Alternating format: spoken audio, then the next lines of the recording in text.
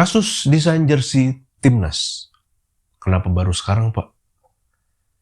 Sebetulnya juga saya malas ikut-ikutan.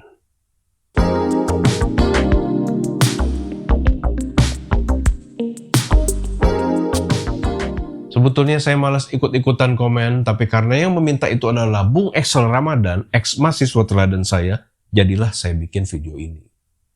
By the way, setelah mengingat-ingat, kayaknya dulu saya pernah jadi dosen si art director agency itu dan istrinya di kampus yang di Karawaci.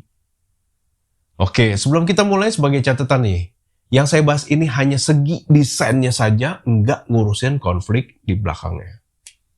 Menurut opini saya, ini bukan soal lebih ke seni daripada desain. Ini murni desain melihat syaratnya fungsi identitas dalam karya tersebut. Pertama-tama mari kita buka dokumen The Making of-nya ya. Itu ada di grafismasakini.com. Silahkan diakses. Di googling GMK Jersey. Ntar ketemu deh. Dibuka. Kalau kita lihat dari desain motif jacquard yang dibuat oleh agensi tersebut. By the way, jacquard adalah kain tenun yang jadi bahan jersey itu. Nah, di situ ada motif roaring atau gemuruh yang memenuhi seluruh permukaan jersey. Saya melihat kemungkinan paling jelas permasalahan desain tersebut ada di pengeksekusian motif itu. Menurut saya lebih tepat kalau motif tersebut diaplikasikan beda warna dengan warna dasarnya yang merah. Sehingga lebih jelas terlihat, bukan cuma tekstur doang tapi warnanya sama ya. Akibatnya kalau dilihat di layar gadget atau dari jauh, misalnya penonton yang duduk di tribun, motifnya nggak bakal kelihatan. Jersey jadi seperti kain merah polos biasa. Mungkin inilah penyebab mengapa dibilang jelek. Ya.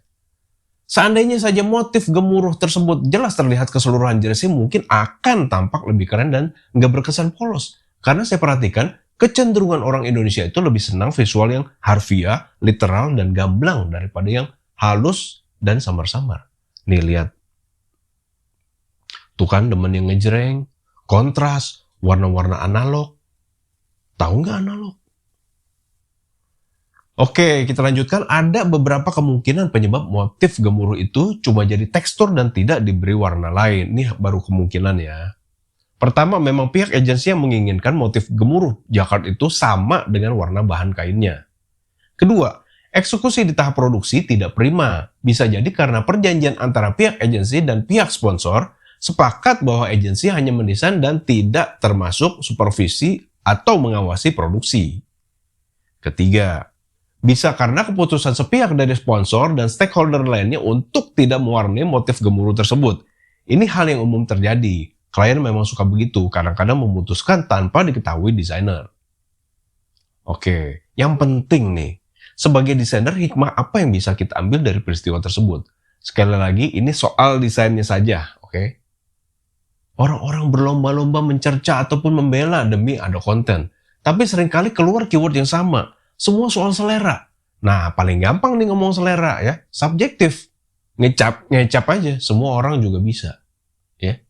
Desain bukan soal selera ya. Tapi pakai prinsip dan formula. Berdasarkan kecenderungan persepsi visual. Hari ini tidak diketahui oleh awam atau non-designer. Yang menganggap desain itu sama dengan seni. Melulu soal selera yang subjektif. Coba lihat tayangan saya soal desain sama dengan seni. Betapa pentingnya memahami form, konten, dan konteks. Coba lihat tayangan saya desain bagus versus desain jelek. Tidak cuma mengejar proyek desain yang besar nilainya, tapi kurang memikirkan konteksnya. Ya ini bagaimana desain itu bisa sangat sensitif dan berdampak luas di masyarakat. Demikian dari saya. Kalau masih ada pertanyaan, silakan tulis di kolom komentar. DM Instagram @suryanturustan atau email ke rustangrafis@gmail.com. Nanti kita bahas dan tayangkan. Sampai jumpa.